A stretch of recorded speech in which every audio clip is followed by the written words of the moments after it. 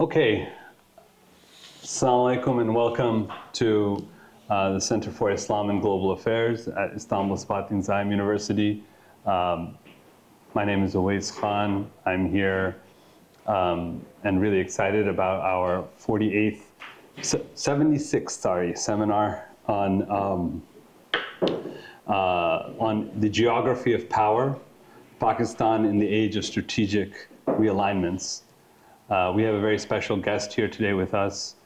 But just to remind all of you, the series here hosts special and honorable guests whose voices we think are very relevant and important and insightful for not just the current situation of the international system, but also for the future. So on that note, I'm really excited to welcome Dr. Rabia Akhtar.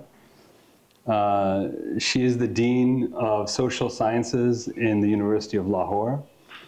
She also serves as the Professor of International Relations and founding director of both the Center for Security, Strategy and Policy Research and the School of Integrated Social Sciences. She holds a PhD in Security Studies from Kansas State University, with earlier degrees from Quaid-e-Azam University and Eastern Illinois University. Her research spans South Asian nuclear security, deterrence, AI and emerging tech, disinformation, and Pakistan's foreign policy. She is the author of The Blind Eye, U.S. Non-Proliferation Policy Towards Pakistan from Ford to Clinton, and she is the editor of Pakistan Political. She's a former member of Prime Minister Imran Khan's Advisory Council of Foreign Affairs, and she is an associate of managing the Adam Belfer Center at the Harvard Kennedy School and visiting faculty at various arms control and disarmament forums. Today she's going to speak to us about a really important Muslim country, Pakistan, and she's going to speak about the recent developments there and also her view on how we as students and staff here at CIGA can analyze and understand the geopolitics of the region. Yeah, our Zoom is, the internet on the Zoom is a little bit weak, so it's cutting in and out. Maybe we can,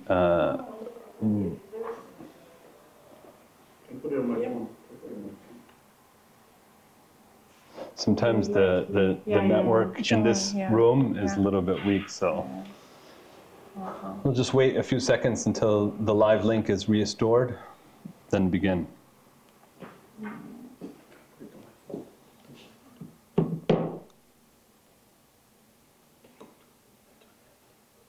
Yeah, it's already here.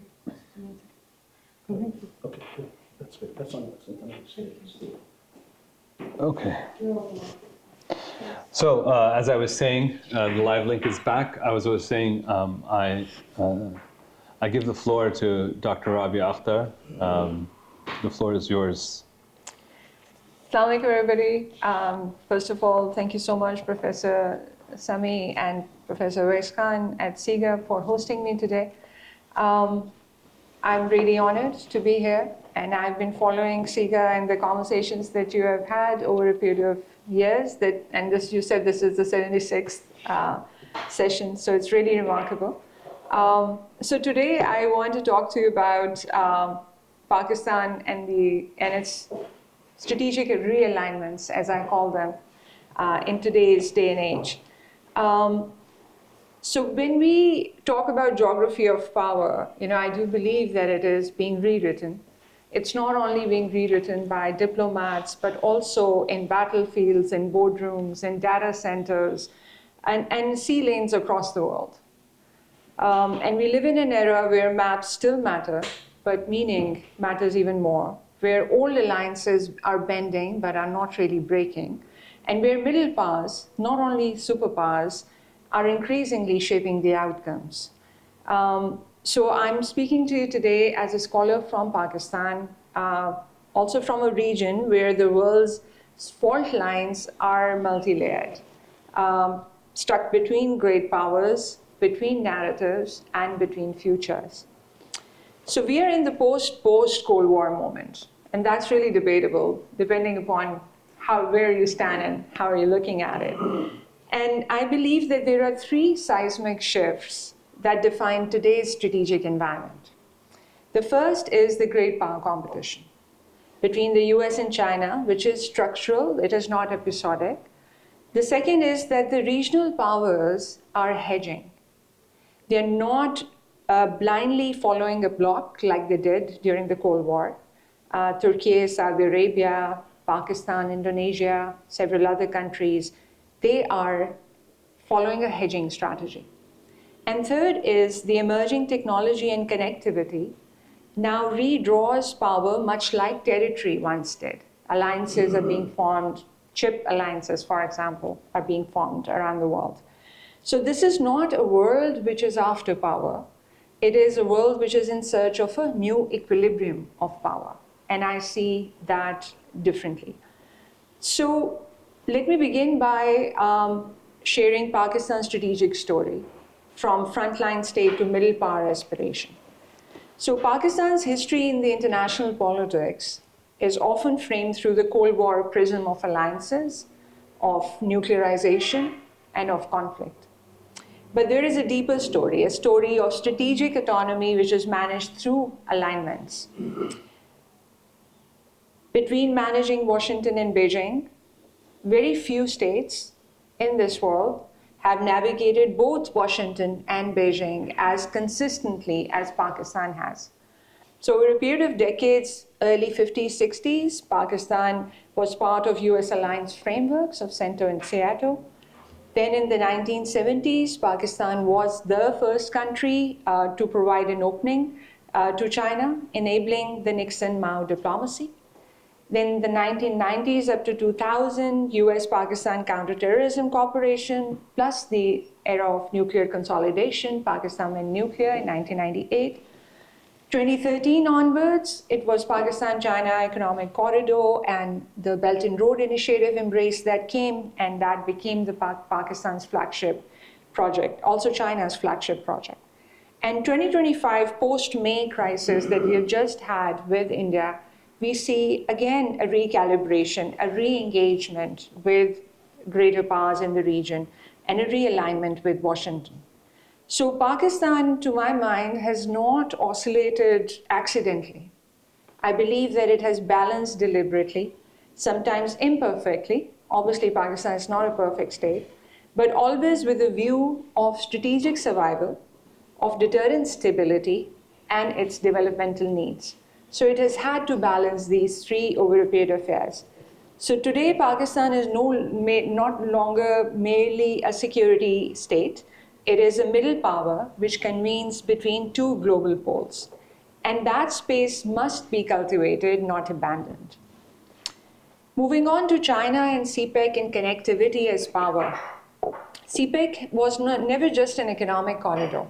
It was a strategic corridor, a developmental corridor, and now increasingly a geo-economic reset for Pakistan. And it signals Pakistan as a gateway to the Indian Ocean. It had a trans-regional role like South Asia, Central Asia, Middle East, providing Pakistan to be the transit hub for all these corridors. And then a proof of concept for a Belt and Road Initiative in volatile theaters, because CPEC in Pakistan, since 2013 has been target of terrorist organizations, and Chinese have lost lives inside Pakistan. So it was a proof of concept for BRI in volatile theaters. The second phase of industrialization, SECs, digital corridors, energy transition, all of this is Pakistan's focus. It's not going to come easy because the challenges remain. But Pakistan is looking at as strategic leverage rather than dependence. Post-May 2025, Pakistan has had a US relaunch of its strategy. The May 2025 crisis basically changed calculations. It demonstrated for Pakistan that it was ready for crisis and had escalation management processes in place. Disinformation a counter strategy was developed. There was real-time military briefings that were happening and diplomatic signaling that were happening during the crises. And Pakistan showed responsible nuclear stewardship under stress. And obviously, like many other crises, India and Pakistan could not manage this crisis by themselves. They had to have a third party broker the peace. And again, this time it was the United States, like it has been in all the several crises, to bring both countries, back from the brink and have a ceasefire, which is holding up until this point in time. So Pakistan is, a lot of people say that Pakistan has gone back to its old ways, again, in the US strategic sphere, and its dependency has come back. I would say that it is re-entering the conversation as a sovereign actor in a multipolar world. Now, yes, with limitations, but even to have that conversation and seat at the table is important for Pakistan, or a state like Pakistan. I'd also briefly talk about the Pakistan-Saudi nexus, which is a strategic depth of a different kind. The emerging Pakistani-Saudi defense understanding reflects, again, not bloc politics, but shared threat perceptions, shared modernization paths, as well as Gulf-South Asia convergence. And for Pakistan, this is strategic oxygen. There is diversification of allies, capital defense, tech, and geopolitical weight. It comes with all of that. And for Riyadh, Pakistan is, militarily capable, has the requisite defense know-how, and nuclear adjacent reassurance. So when the pact was signed, all the buzz was that Pakistan is going to extend its nuclear deterrence umbrella to the Saudis. But Pakistan quickly distanced itself from that narrative because the state did not want this narrative to proceed. So you can say that nuclear adjacent reassurance is more, palatable. This partnership signals, again, a Muslim middle power constellation gradually taking shape. With respect to regional pressures, Pakistan has had to manage two fronts and a narrative battlefield. With India, which looms largely in Pakistan's strategic calculus and threat perceptions and security dilemma, India's strategic behavior post-May 2025, with precision strike claims, disinformation warfare, its maximalist signaling, it revealed a Hindutva-driven security mindset which was willing to test the escalation ladders. Now, for years on end, Pakistan has had a playbook for a secular India. And now it is faced with an India which is driven by ideology, and Hindutva ideology is not only a political ideology, it's a militarized ideology. So Pakistan's response to that has been calm, calibrated, as well as credible. But there are risks remain because there is counterforce temptation in India. There is doctrinal opacity. India has a no first use policy, but it still, hedges, and there are, we can go into debate about it. There is emerging tech warfare between the two and also in the region with advanced intelligence, surveillance, reconnaissance, drones, hypersonics in the mix, you name it. And then disinformation, as we saw in the May 2025 crisis, as a first strike. So that has complicated a lot of dynamics in the crisis that did not exist before.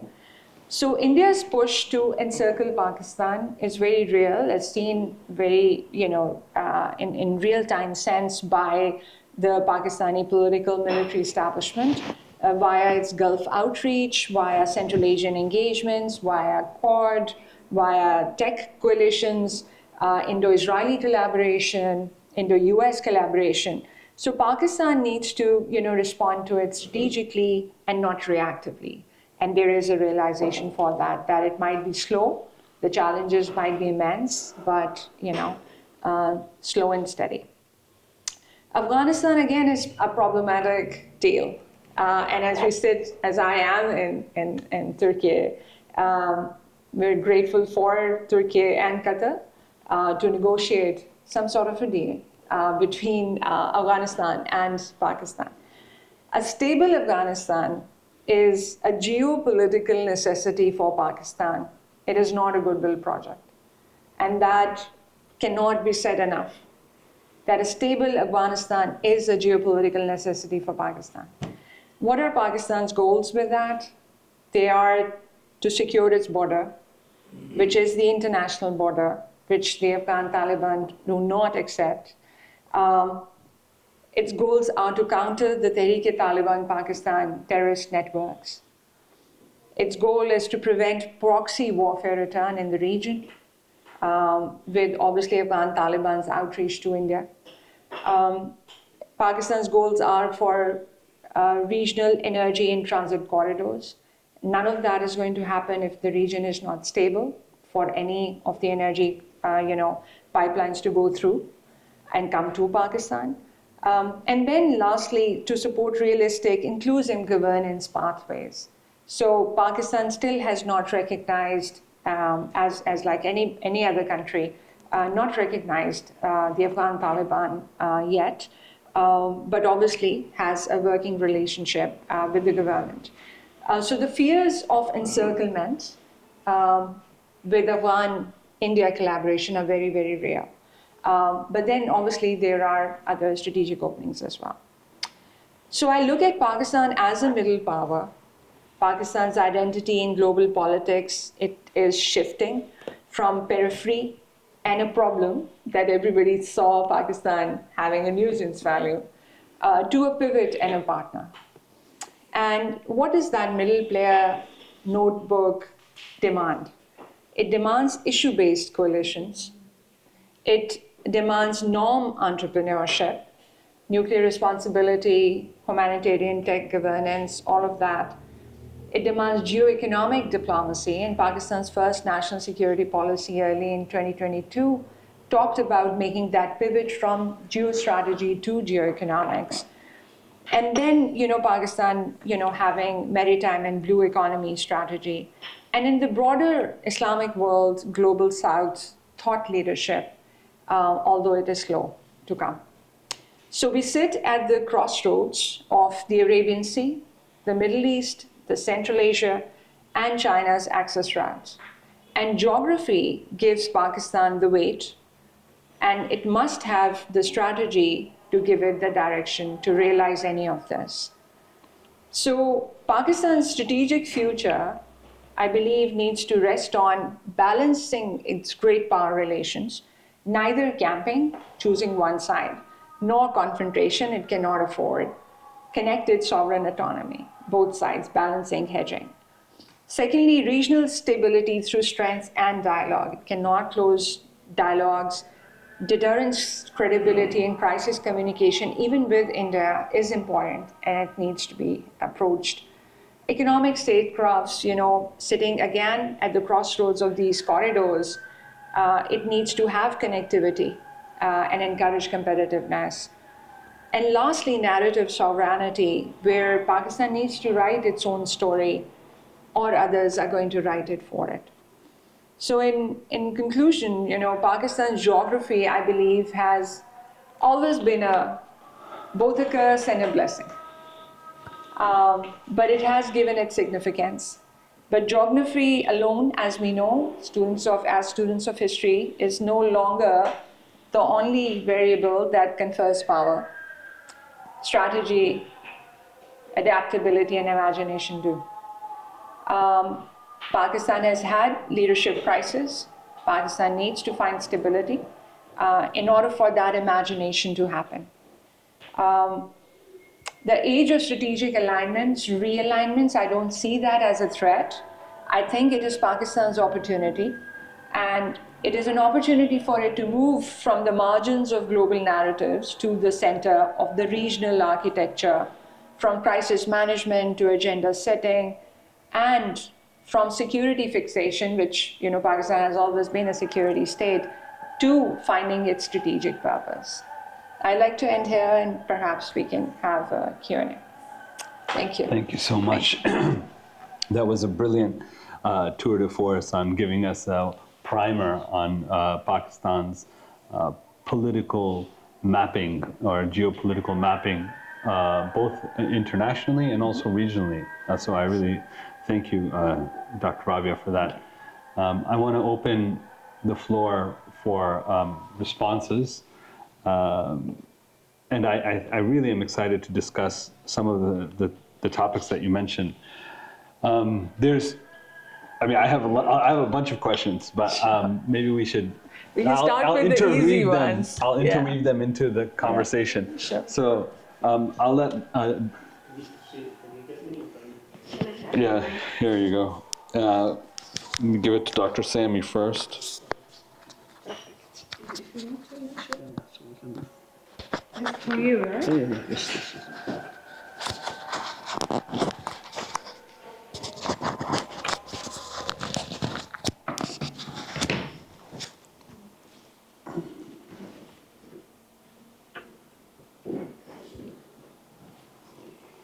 First, I want to thank Dr. Akhtar for the presentation. Really excellent presentation. It opens the eyes to many questions and comments. And I would like to start off by pointing out that Pakistan was established based that it's a Muslim country, and that much of its politics since its establishment was centered around being a Muslim country where it wants to be the anchor or central player when it comes to Muslim issues. And starting from that perspective, I want to see if there is a grand strategy for Pakistan when it comes to this issue. Or has it evolved into a situation where it looks at itself as simply a country, another country of the 57 Muslim countries, in which it will have to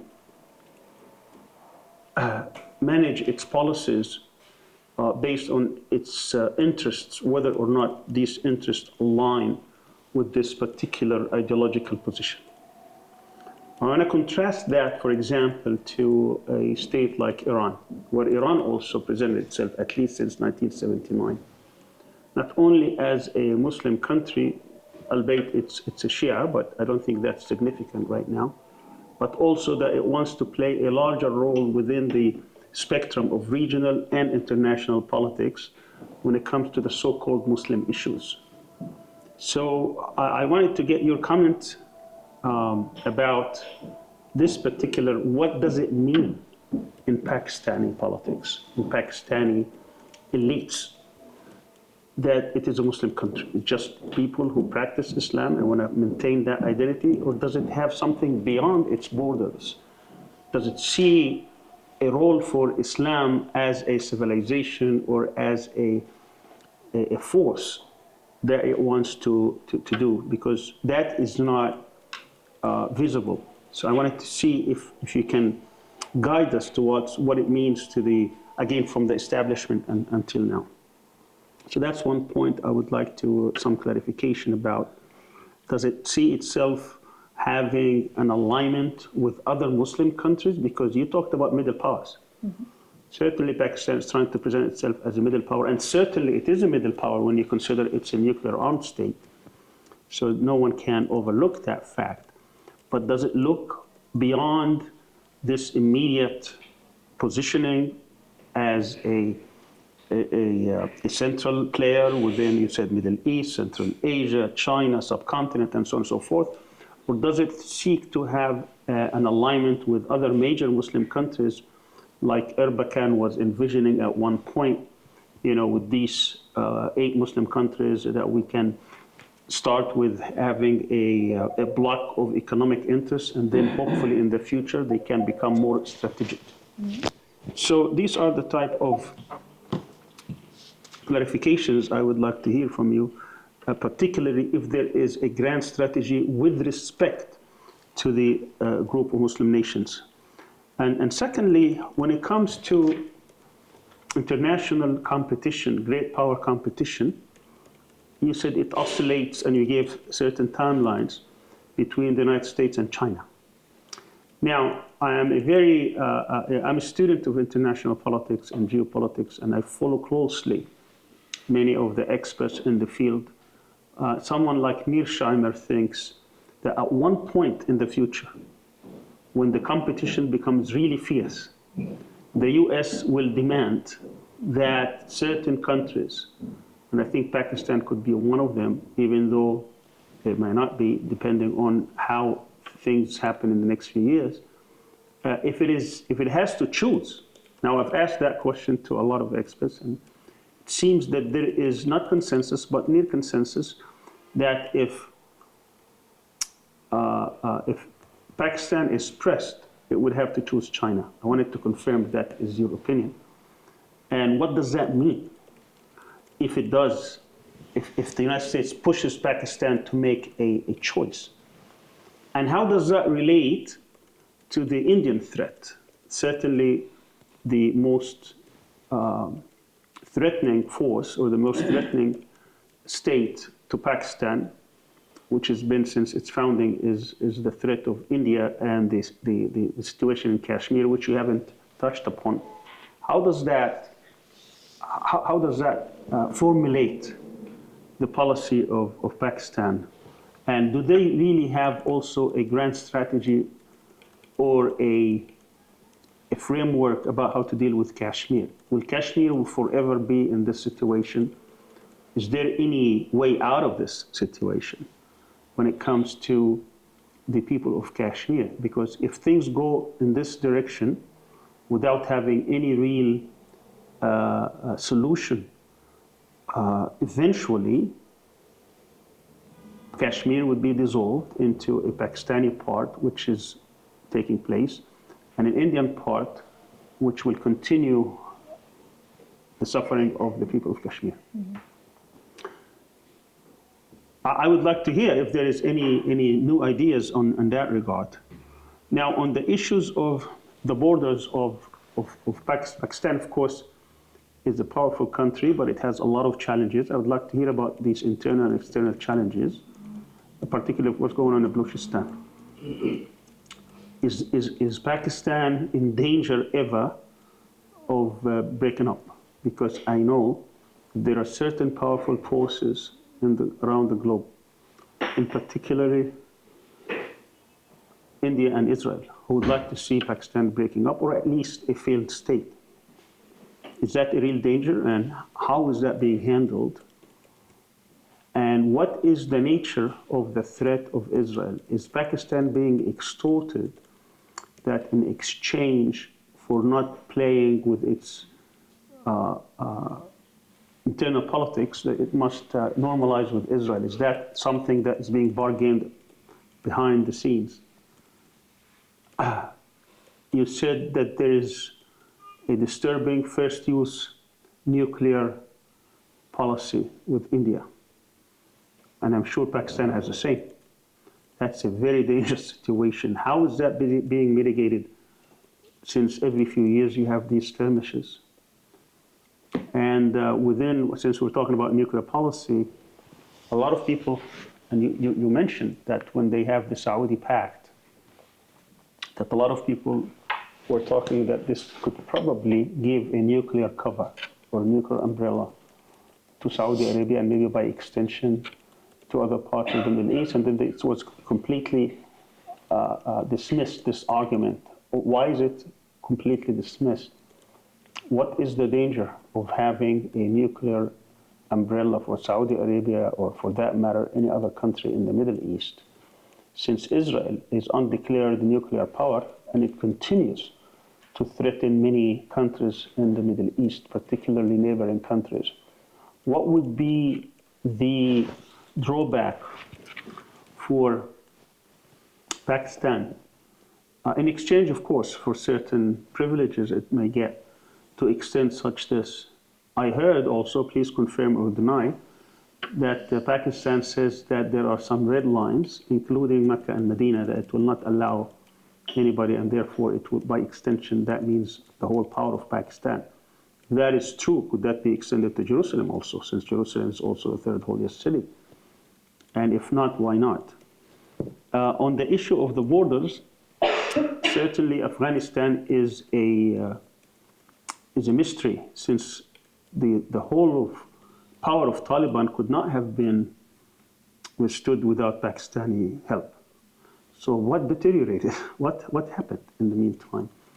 I understand that Musharraf did a lot of damage to that relationship, but considering the ISI, considering the long-term relationship of building up Afghanistan, Pakistan was the first country to recognize Taliban before it was toppled. So what is the dynamic of that relationship?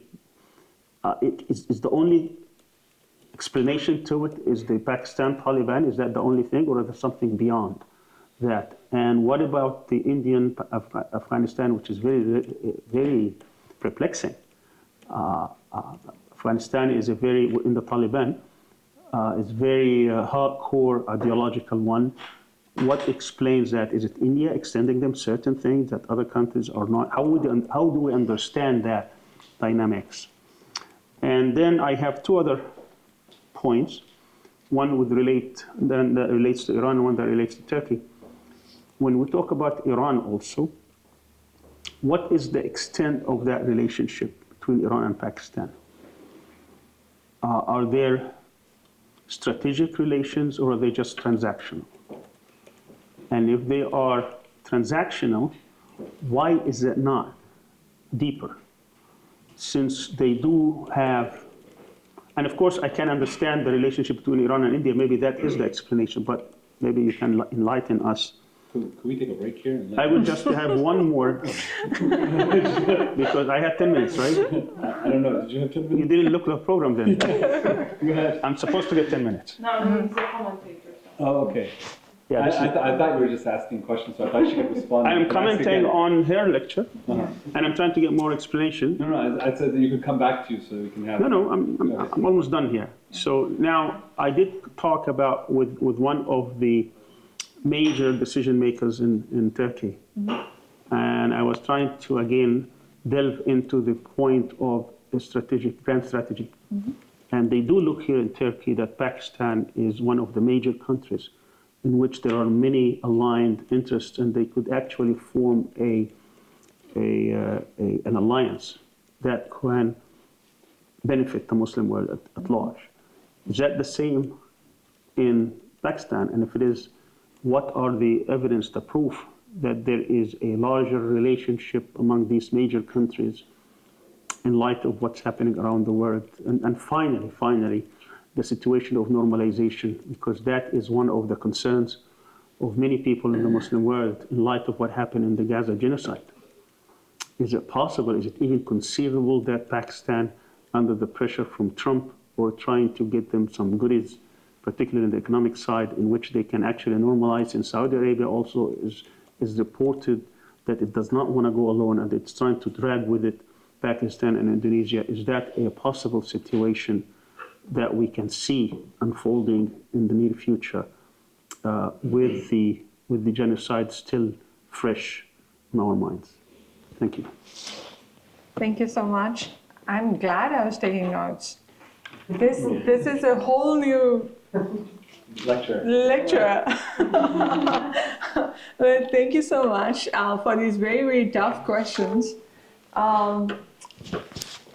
So on the first question about, Pakistan's identity, so you're obviously very right. Pakistan is an Islamic republic. But I do believe that, had Quaid-e-Azam lived, as long as Nehru lived in India and served in India, giving it foundational 15, 16 years post-independence, Pakistan's trajectory would have been completely different. It has had to struggle because it did not have resources. It had to, very early on during the Cold War, had to decide a side.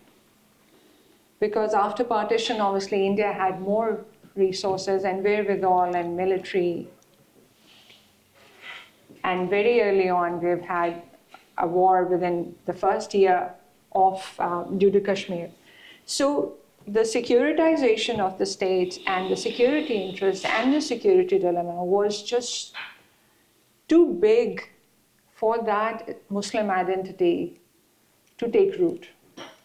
I think Pakistan suffered from identity crisis, perhaps is still suffering from identity crisis until this point in time. And I do believe that had our founding father lived, he would have set the right tone and trajectory for the country. Because Pakistan had to pick up a side very early on in the Cold War, and it was very clearly the United States that it chose. I'm not saying that it conflicted with its Muslimness. It didn't, because then how would you explain Pakistan opening up to China, which was a communist country? So I don't think that Pakistan really saw itself as sort of a messiah or leader of the Muslim world. Even today, even after nuclearization, I do not believe that Pakistan sees itself as that type of a leader that can consolidate or deal with the challenges of the Muslim world just because it has nuclear weapons. It has nuclear weapons and perhaps it's the only country in this world that has stated very openly that it has nuclear weapons for only one country in this world, and that is India, to counter that threat. There were, when Zulfikar Ali Bhutto was our prime minister, he had the personality was larger, than just him being a leader of a country. He brought together the Muslim world leaders in Pakistan, convened the OIC meeting, and he was also the one who took Pakistan on the path of nuclearization. But even then, he did not stay for so long, and you know the history there. So all I'm trying to say is that in order for the grand strategy to be there, to be the custodian of sorts, and having the military power to back it, that has been missing. And primarily been missing because in order to be that bigger country, and in order to have that identity, which others will follow, you need to have the economic spine. You need to have your own structures done right. You need to not be dependent on the World Bank, on the IMF, in order for you to make your sovereign decisions. And when you have not been making your sovereign decisions, you cannot lead, period. So nuclear weapons are a very small part of Pakistan's identity. They're not the one guiding Pakistan in a particular form. So Pakistan also, moved away from this concept of the Islamic bomb by saying that, since there is no Hindu bomb, no Christian bomb, no Jewish bomb, why should people think that there is an Islamic bomb? So the rationale for nuclear weapons was to just securitize the state, deal with the national security issues, having territorial sovereignty intact, given the designs and hostility it had with India and continues to have with India. So I don't see that, playing any part in the broader shaping of identity as the Muslim leader of the world. Secondly, the kind of relationship Pakistan has had with Saudi Arabia, which considers itself as the leader of the Muslim world. There can't be another leader when that leader exists. And when you are subservient to that leader has been your benefactor, has been providing you the economic support and spine whenever you've needed. There is just no space for Pakistan to assume that identity. It is in the shadows of the kingdom. So I see it that way, and I see that to prevail for foreseeable future. I don't see Pakistan breaking away from that identity and reclaiming that just because we have nuclear weapons, we are the rightful, So I don't see that Pakistan claiming that. And it is very much entrenched in the mindset of the elite, which is both political and military. This identity to be subservient to the kingdom, and the kingdom, is the custodian of the Muslim world. So I hope that answers that question. With respect to your second question about great power competition, US and China. So a lot of people think that Pakistan's hedging, and as you rightly pointed, Mearsheimer, has been theorizing that Pakistan's hedging is not going to take it anywhere. And Pakistan would sooner or later have to decide on what side of history, which country to choose, either US or China. But I've been saying that Pakistan, at the height of its alliance with the United States during Cold War, became a threshold nuclear weapon state. At the height of its alliance in the 80s. And it was also at the height of its alliance when it was partnered in Seattle, in CENTO, taking weapons from the US, that it created an opening for itself with China. So it was taking arms and ammunition to fight the Chinese communists. That was the mutual defense, defense framework with the US, that the weapons will not be used against India, they'll be used against China. And yet, we see in 1963, after the Indo-Chinese War, that Pakistan opened up to China and ceded a part of its territory, did the boundary agreement with China. So Pakistan-China relationship did not come in the 80s or 90s. It came at the height of its alliance with the United States. And so balancing these two is not a new phenomenon for Pakistan. It has been a deliberate strategic choice. And so far, Pakistan has been maintaining both. There have been ups and downs with the US. But I don't foresee that there would be anytime soon that United States will be asking, anybody to pick a side. We are not in that Cold War moment, this international world. The problem remains with India, and I've written about it as well, because there is expectation from India to be a counterweight to China. And India's performance in May 2025 crisis has shown the world and the United States that perhaps it bet on the wrong horse.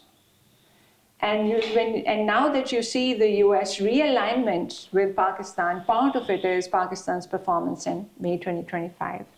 So India would perhaps need to choose a side. And the side might not be the US because, like I said, geography is both a curse and a blessing. And you can't just tomorrow lift up your land and move somewhere else. If China and US are confronted, India will have to, will realize that it's in a very, very difficult position, and it might not be fighting on the side of the US. So there's that. With respect to Kashmir, India definitely has a grand strategy for Kashmir. Definitely. And it has already put the ball in motion. August 5th, 2019, when it revoked the special status of Kashmir and internalized it, made it part of the Indian Union. That was the first step towards consolidating its control over Jammu and Kashmir. And then it opened up the space for Hindu settlements through a Domicile Act. And what that Domicile Act is doing is changing the demographics of Jammu and Kashmir. So if you have 8 million Kashmiris, Muslims living in Jammu and Kashmir right now, guess what? 5 years from now, that demographics is going to be changed. And I believe that it is then that India is going to come and say, okay, Pakistan, you wanted a plebiscite on the UN resolutions, grants. So we are pretty humanitarian. We follow international law. Let's have a plebiscite. And then you won't have the numbers. That is a strategy. That's a very hardcore strategy. And if I was not a Pakistani, I would say it's a masterstroke. It's like a fait accompli. So what is Pakistan doing about it? I think Pakistan is in a very difficult position with respect to this. But there have been several voices in Pakistan who've been saying that if that is the strategy, that India is changing the demographics and is being the settler colonial master, Pakistan should start saying at various forums that if it ever comes to the numbers game with the plebiscite, we should say that the numbers should be frozen on August 5th, 2019, as a cutoff date. And we do not consider any settlements as legal settlements or the numbers as legal numbers. But for that too, your narrative cannot be ad hoc. You need to have a strategy for that. The engagement with Kashmiri diaspora is there, but I do believe that Pakistan could have had a much stronger strategy with Kashmiri diaspora on board, on the table, when the negotiations with the rest of the world are happening on Kashmir. So that's where we lack. I do believe that there is so much more that Pakistan can do, just rather than just raising the moral voice on it. With respect to borders and challenges in Balochistan, of course, the biggest fear Pakistan has is another breakup to the likes of 1971 Bangladesh creation. And Pakistan has all the fault lines available for that. And those fault lines, pass through Balochistan as well. Balochistan is too huge a province to be mismanaged.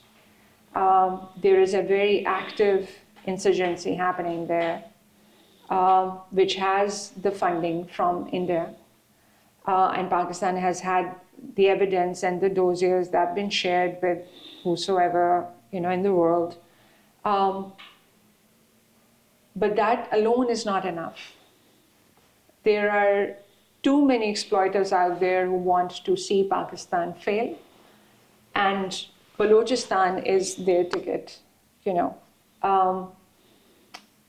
The people in Balochistan, have a lot of grievances with the state of Pakistan, and rightly so over a period of years. And I believe that if Balochistan is to be saved, just like Kashmir, people need to be on board. And for that, Pakistan needs to strategize, if it already doesn't have, which there is no evidence as of yet. But I do believe that the powers that be need to understand that the people of Balochistan need to stand by their side if they want to save Balochistan from breaking up. The threat of Israel is absolutely real. There has been overwhelming evidence of Indo-Israel collusion and collaboration even in the May 2025 crisis. And with respect to the Abraham Accords, when UAE joined, and there were, stuff that came out that Israel was looking at setting up a base just across the Arabian Sea, obviously Pakistan was really, really disturbed. So that collusion is really real, the nexus is real.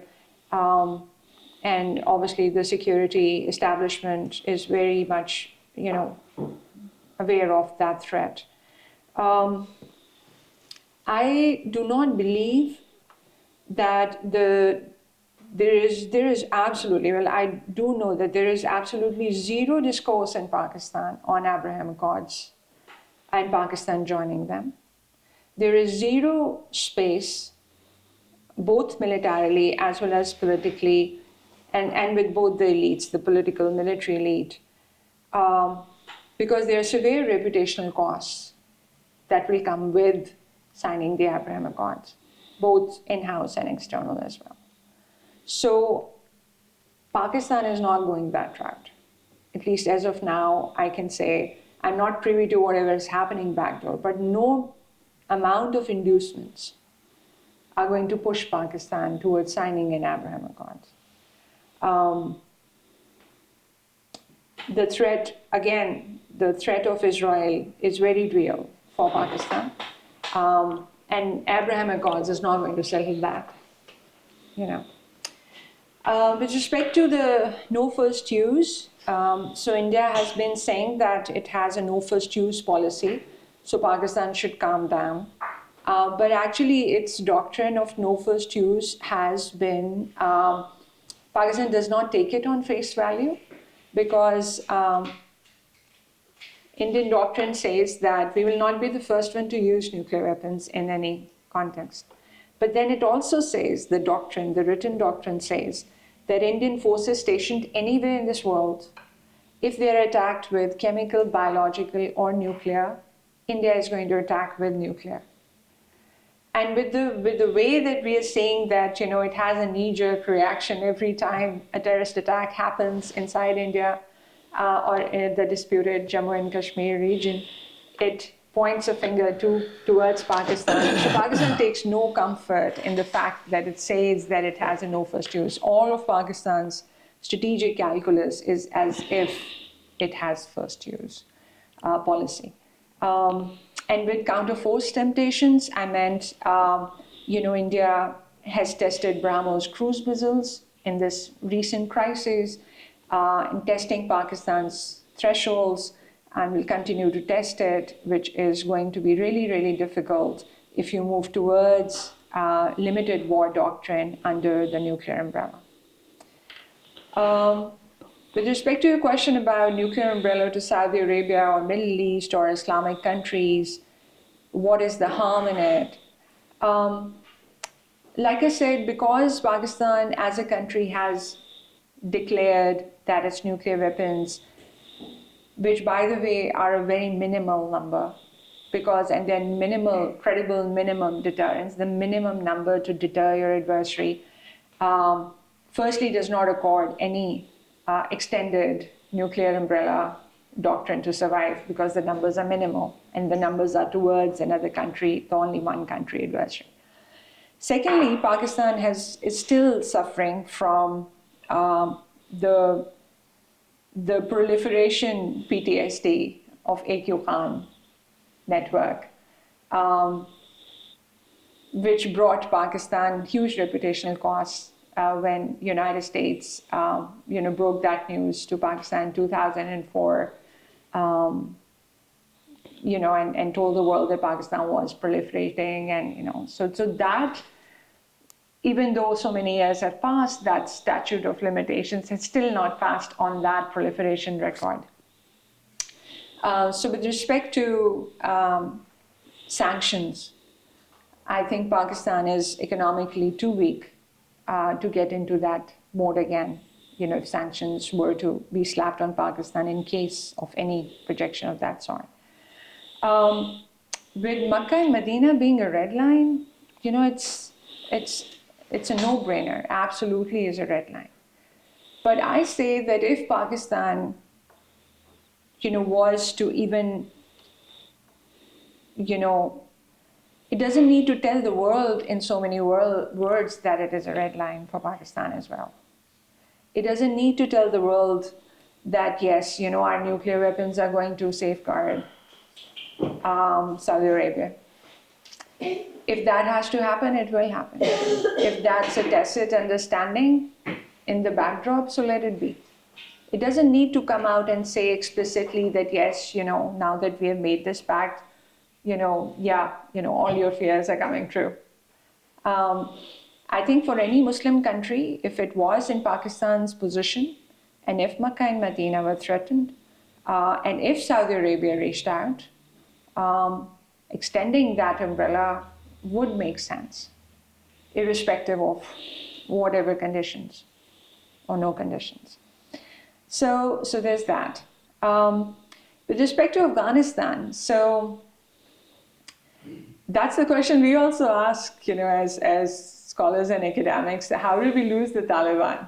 So when Taliban came back to power in 2021, the whole world was happy, saying that, listen, we have been telling you that Pakistan's proxy was the Taliban, and now they've come back into power, and Pakistan made it happen. But there are so many challenges with respect to that relationship. Firstly, Pakistan did not recognize the Afghan Taliban when they were expecting that Pakistan would be the first country to do so, because we were the first country, along with Saudi Arabia, back in the 1990s to accept the Taliban as the legitimate rulers. We have not done it until this point in time, number one.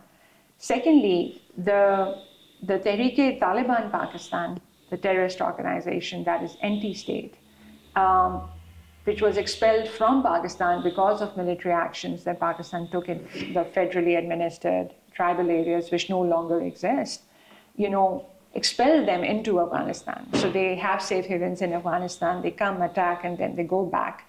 So Pakistan had been fencing the border, which is 2,600 kilometers, and 90% of it Pakistan was able to fence.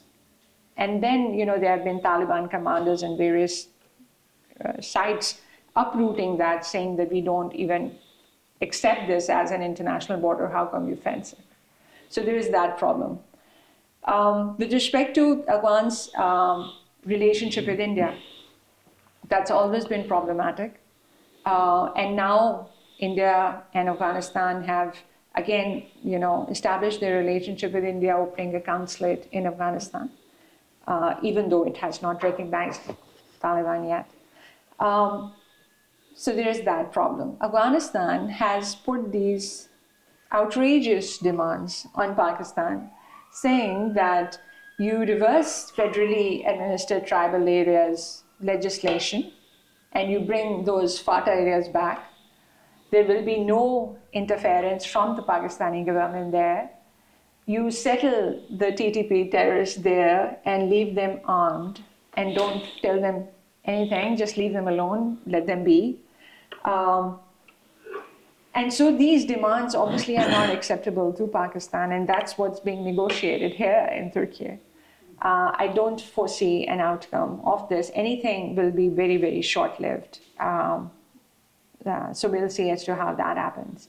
I think on behalf of Afghanistan, I think Afghanistan, Taliban, now that they have a whole country to themselves, we thought that this would be Taliban 2.0. They would have learned their lessons, but I doubt that has happened. I think power has gone to their head, and they do believe that they have a leverage of sorts.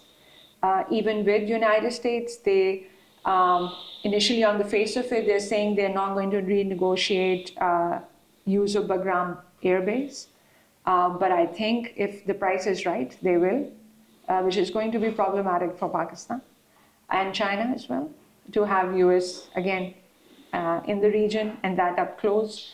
And also their leverage with India, because they know how to push the right buttons and where it hurts Pakistan to negotiate, whatever.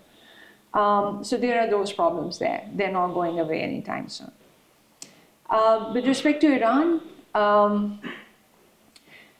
Iran and Pakistan have enjoyed good relations over years, but because Pakistan has had this leaning towards Saudi Arabia, it has never openly come out and embraced Iran as a Shiite state because of its ideological leaning towards Saudi Arabia.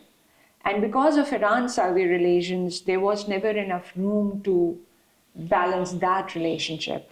Pakistan also has had, suffered over years with sectarian violence, right? Sunni Shia violence, which ran for decades. And also Iranian bent towards India.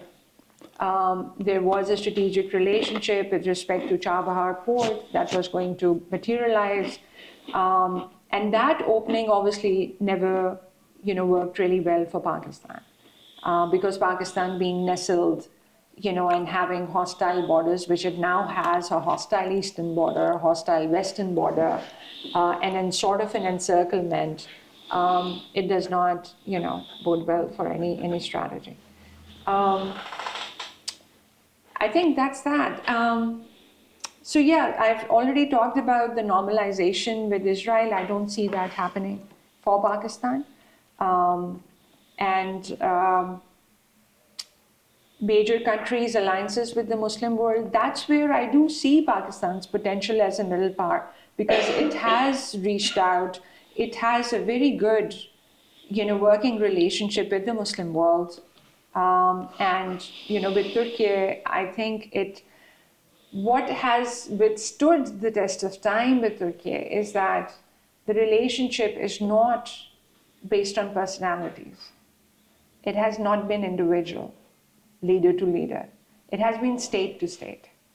And I think more credit to that goes to Turkey than Pakistan, to realize the potential of the state and what the state can deliver. Whether that's political leadership or military leadership and defense ties, mill-to-mill cooperation, we have seen that stood test of time and stood strong. So that's where I will leave it. I hope I've tried to answer all your questions. Yeah. Thank you. Now, I want to open it up for other people to ask questions. If there remain any. Yes, please.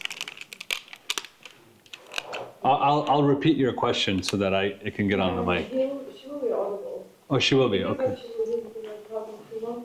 I think the answer will suffice, so it doesn't really matter. So you have painted a fascinating picture of Pakistan and being a Kashmiri Pakistani Muslim woman. I would really like to buy into the narrative of Pakistan aspiring to become a middle power that can build strategic alliances. As a concerned Pakistani, I wonder, is there a true real-time capacity for tackling the challenges that geography and geopolitics impose upon Pakistan? And I would like to see a reflection of the aspirations of Pakistan in the prioritization of self-interest. And by self, I don't refer to any people in the government, rather I refer to the 250 million Pakistanis in Pakistan. So just as an example, of course, critics claim that CPEC was a badly brokered deal. The trust deficit of even the Chinese government with respect to the utilization of funds that cannot be taken lightly or brushed away. So we are concerned about airspace or airbase in another country being managed by another country. But what about selling away of mineral resources or lands that have mineral resources, or renting them out, or giving control of ports of a country to other countries, or giving control of airports and strategic airspaces within capital cities to other countries? So as a Pakistani, I'm really concerned, and there seems to be a lack of the capacity that is required for tackling all these challenges at the moment. Thank you. I can just say you're right and leave it there. I do completely agree that, so Pakistan as a state, is a really complex state. Some critics wonder as to how it has even survived 76 years, let alone survive with nuclear weapons since 1998.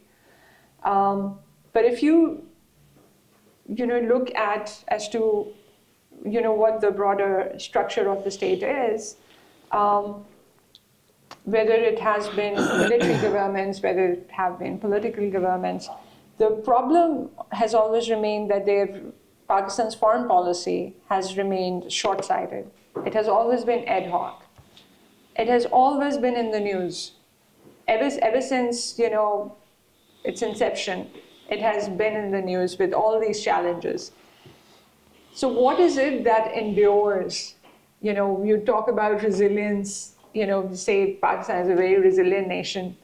Pakistanis are a very resilient nation. So where does this, resilience come from? I, teach this Gen Z, And, I cannot stand before them in a classroom and not have hope about me for Pakistan. So I look at these 76 years and I say that Pakistan has made mistakes, terrible mistakes over a period of years that we have survived. But we are also in a very evolutionary phase, a very young country. We have experimented with the martial laws. We have seen military dictators. We have seen political leaders. We have seen that dynasty. We're now seeing the second generation of that dynastic politics. We have seen Imran Khan. So it's like a checklist, right? So you keep on checking everything. And I think we will arrive at a point where these generational changes are going to help Pakistan set in that trajectory. But again, I would come back to you as a state. People say that Pakistan has had transactional relations, right? That's the term you have also used. Literature is full of this. And I say that there is perhaps no country in this world which doesn't have transactional relations. When you establish economic relations, when you create those dependencies on IFIs, all of that is transactional in nature. Some is political transaction, some is military transaction, some is economic transaction, but all of it is transactional. And so I don't see Pakistan being guilty of being transactional. And if, in order to run its business, if I'm being deeply dispassionate here and not speaking to you as an emotional citizen, which shares the same challenges that you have put forth, I would say that if a state has to run its business and make deals with the devil, look at its national security interests, no matter how narrow they are, then it should do whatever it has to do, right? So Pakistan joining US global war on terror and allowing US to use its territory in order to, the drone...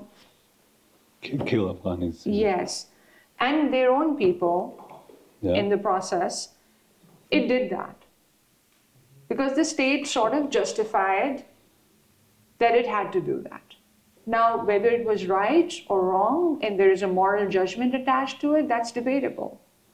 But if I just look at the state, as to what did the state have to do to survive that time of either you are with us or against us, sending you back to the Stone Age, despite being a very new nuclear weapon state, it did not know as to how to set its course as a power.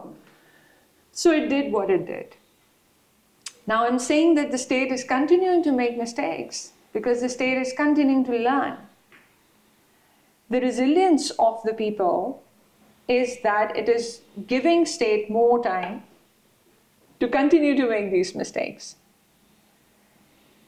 Imran Khan's period, we have seen, and although I don't like to talk about domestic politics of Pakistan, but that was the period where, there was an awakening. People came out and people, realized that, we have rights and Pakistan is more than just a rent state, and we can say no to the US, we can say no to Saudi Arabia, and we can have a spine of our own, and despite economic structures and challenges, we can stand. But look where that has ended up. Look where Imran Khan is right now. And the state has, again, had to do course correction because it does not have the capacity.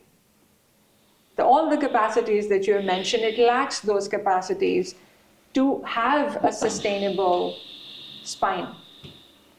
And that is going to come once you break free from those economic dependencies that you are caught up in because of the ad hocism of your strategies. right? So setting your own house in order. So I tell my students that what if, Pakistan hangs up this board for 5 years and it says that, listen, we are not available for 5 years to anybody. Nobody. And the elite in Pakistan, because there is an elite in Pakistan that I'm not going to close my eyes to, there is a political elite, there is a military elite, there is a business elite. Now, if that elite comes together and says, okay, let's, by the way, in Pakistan, the elite has enough money to make Pakistan debt-free. Today, if it wants to, it has that much money. But why doesn't it come together to do so? Because of the leadership crisis. But let's see, we put that aside for a minute. We say, let's hang the board, let the elites decide that for the next 5 years, this is going to be Pakistan's trajectory, and let's not compromise on that trajectory. Invest in Pakistan and your money is not going to go out for 5 years. What do you think is going to happen to Pakistan in those 5 years when the elite of Pakistan decides that it is going to invest in Pakistan, make Pakistan debt-free, free of any dependency? Corruption is an endemic part of any society. I'm not even talking about that. You want to fill in your pockets, you fill in your pockets, but you also fill Pakistan's pockets. Pakistan is going to have healthcare. Pakistan is going to have universities. Pakistan is going to get its economic spine. And all of that indigenously can happen if the elite comes together and decides that we want to take Pakistan to this trajectory. And no compromises on that. Do whatever, I don't care. It is doable. But they don't do that because their self-serving interests are too short-sighted. So we have all the answers. So the only thing that gives me hope is that this is doable. If today there is a leader that comes together and brings this elites on board and says, this is it. This is your vision for 5 years, not even 10 years, 5 years, do this, give me this Pakistan. Don't you think that we are able to deliver? We will. What is stopping us? Only ourselves. Nobody else is stopping Pakistan from becoming and realizing that potential that, I talked about earlier. We do have that potential. So all these challenges are very real challenges that you have pointed out. They're very, very real, and I'm not going to sit here and say that no, nothing of that sort is happening, It is happening. We are compromising because the elite is compromising, right? So as long as there are short-term interests, there's short-term visions, we're not going to see a course correction, unfortunately. Thank you. Thank you so much. Can I ask a question about just a kind of more an issue that has come up in some of the discussions regarding Pakistan-Afghanistan relations? Mm-hmm. The air corridor between Pakistan and Afghanistan. Mm-hmm. Is there contractual obligations to the United States that Pakistan is obliged to allow for surveillance over Afghanistan?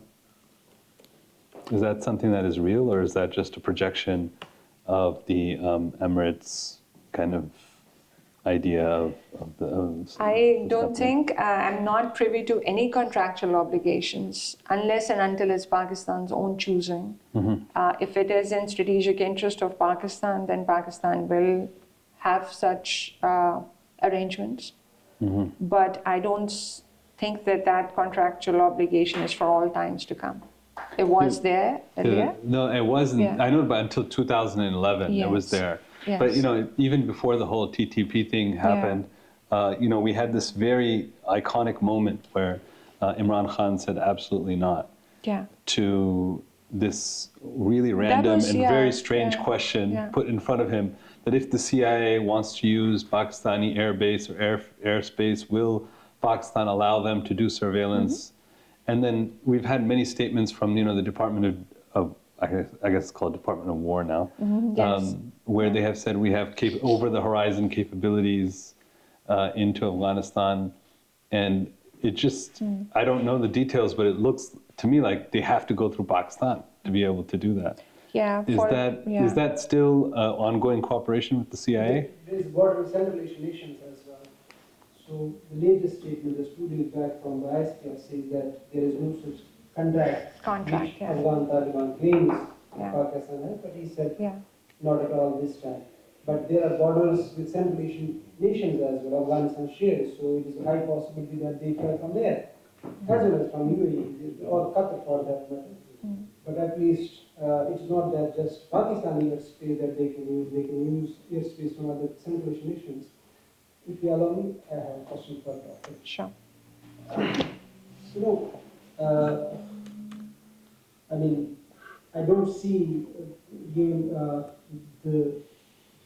map that you have given us about Pakistan's policies on foreign affairs front and the transactional ties that it has.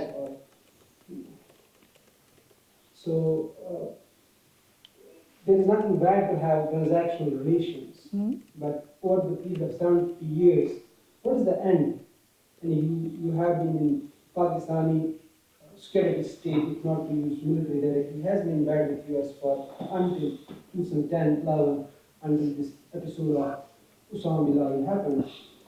But then we saw all of a sudden radical shift that Pakistan is out of sight and lost Pentagon, and it is India now, strategic ties that have grown.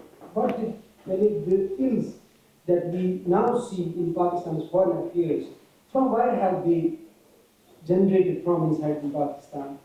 I mean, at least I don't see you don't see that in the political leadership or political governance that we have had in Pakistan. One is that. Second thing is with regard to China. There has been I read somewhere in Japanese newspaper that it originated from an Indian think tank, I can't recall its name, about this debt trade policy with regard to China. I mean, everybody, now Trump is the megaphone of that, and Imran Khan had become unpaid advertiser of China's development. China is your iron brother. Why is Pakistan unable to benefit from that China's development story? China has been able to eliminate extreme poverty, pull out of its 800 million people from, but just next to Pakistan is there, you're just 250 million. And now, I mean, Pakistan has been unable to benefit from that relationship. Why is it so? And last one, being Kashmiri. Sure. I mean, has now Pakistani security state come to this point that, see, what happens to Jammu and Kashmir, let it happen.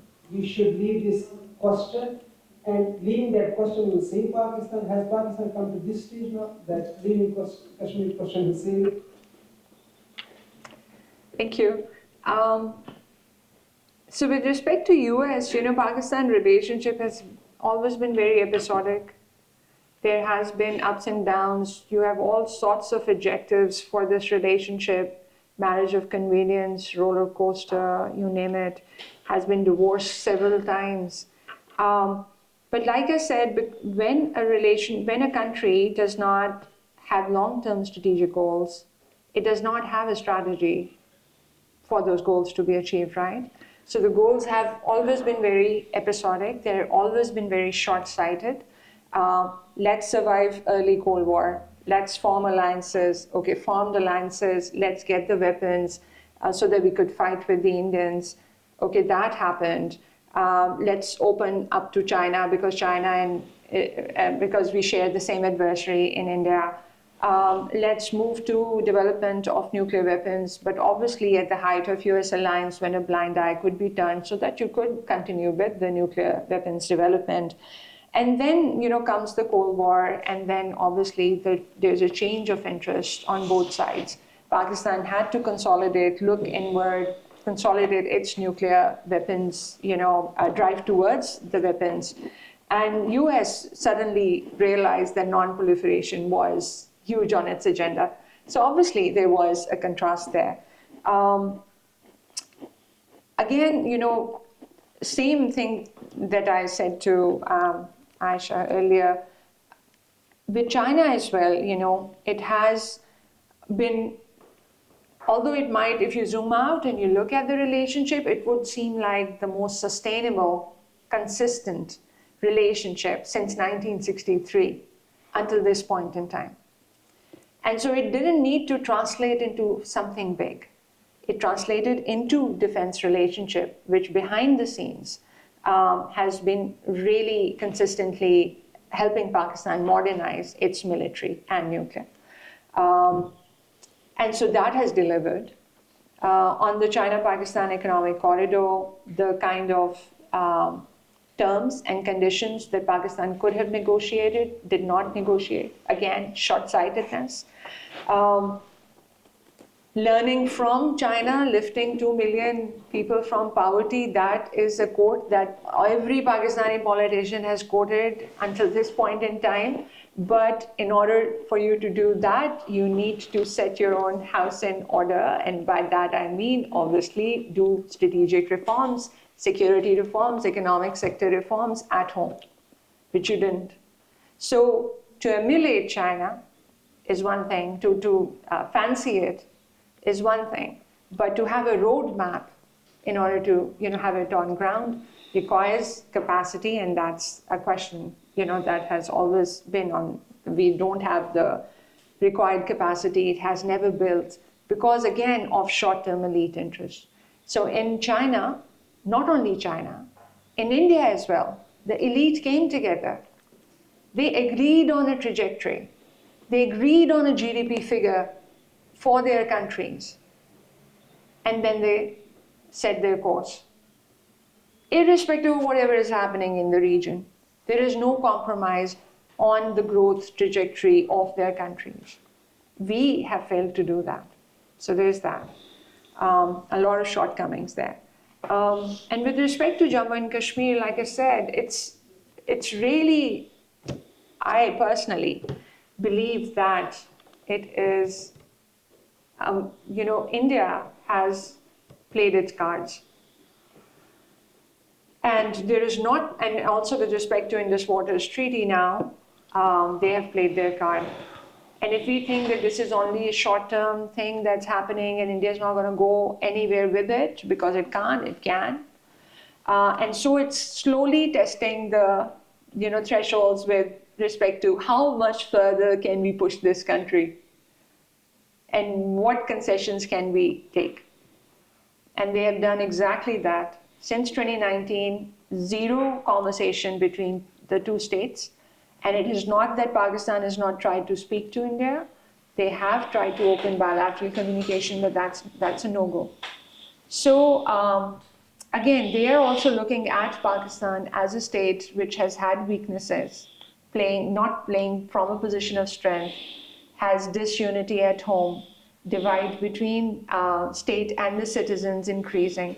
So all of these fault lines are seen by the world. And the world is going to treat you the same way as the cards that you're going to show them. And unfortunately, that's the case. So even if we believe that we have that strategic parity with India, India's strategy of encircling Pakistan now through Afghanistan is, again, another thing that is going to leave us with very hard choices to make in times to come. And sorry to say, but Kashmir is, does not look good to me. Thank you. Okay. We still have a few minutes, and I think we have time for one or two more questions, and then. Yes. If Pakistan participates in these stabilization forces, would there be any red lines?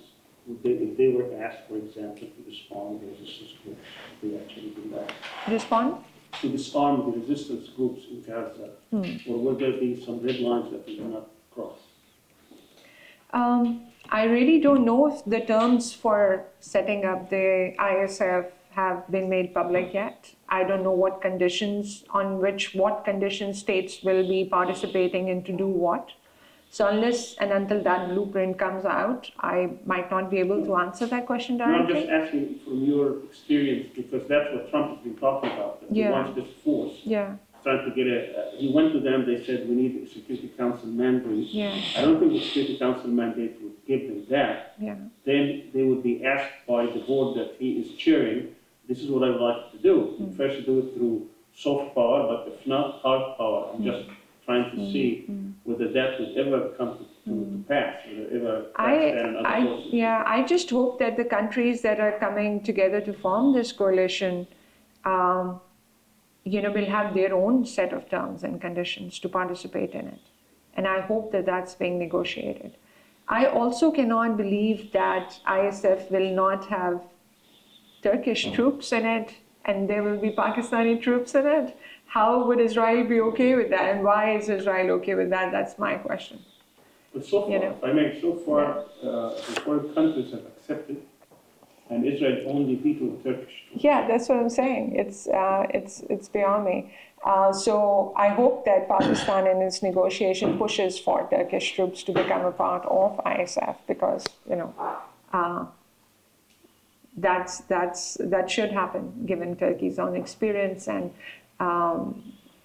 Pakistan has again it will be problematic. I don't think again it is. But domestically, you don't think even if they order that Pakistani troops would actually go and fight Palestinians? That is not in the cards. No, that's not what the stabilization force should do.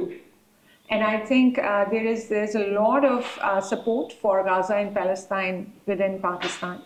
Pakistan lately has made very, very strong comments against Israel at UN platforms, which actually is, I'm not going to say it's unprecedented, but the tone and the body language has been really strong, which tells you that that would be non-negotiable.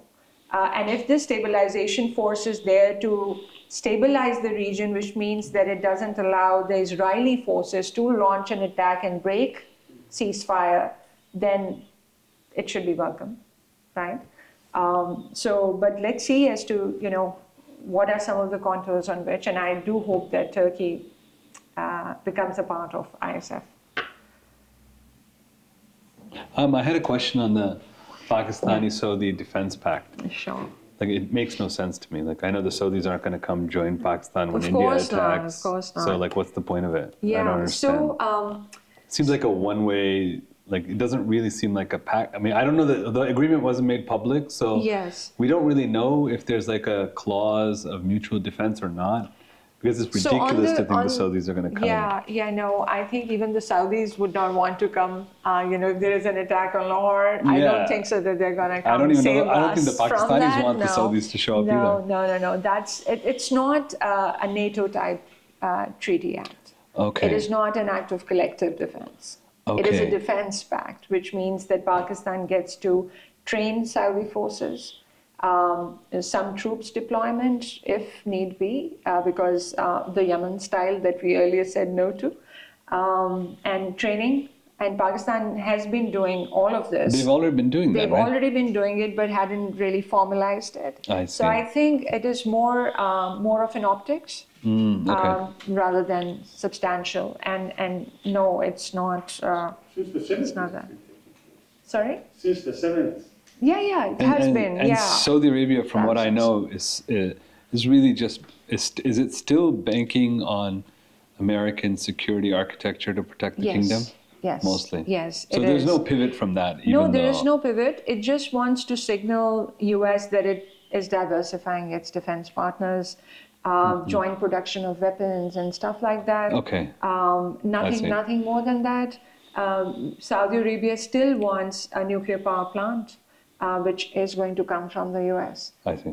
So there is no pivoting from the U.S. I see. Yeah, from the broader security architecture. We have one more question, Aisha, and then we're going to close. Since you are talking about alliances and realignments, so about this Hindutva and Zionism alliance, how big a threat that is perceived as by Pakistan, and what can be prospects for possibilities or dangers in future? Yeah. So this, Indo-Israeli collaboration collusion is not new. In the 1980s, when Pakistan was developing its nuclear weapons program and complex, there had been threats of attack to dismantle, early capabilities. So that is there. But over a period of years, it has strengthened. And not only Indo-Israeli, but also in the US, which provides India with a lot of modernization and agreements whereby, satellite imagery can be shared and stuff like that. And with respect to emerging technologies, Israel is pretty high-end and high-tech. So that collaboration definitely for a nuclear weapon state which borders another, and that too, the contiguity of it so close together, any intelligence sharing between them is detrimental to Pakistan. So Pakistan is definitely very cognizant of it and is trying to, upgrade and modernize its systems, working with China on it. And parts of it you saw in May 2025 as to how advanced, the systems were, which took India by surprise. Thank you. So I want to extend a warm thanks to Dr. Rabia Akhtar for her very brilliant analysis. And I want to appreciate everybody who's participating here. We have a small token of our appreciation for Dr. Rabia That's Akhtar. great. Thank you. Thank you very much. Thank you so much. Thank you. Oh, okay. Just take this at the back. Yeah.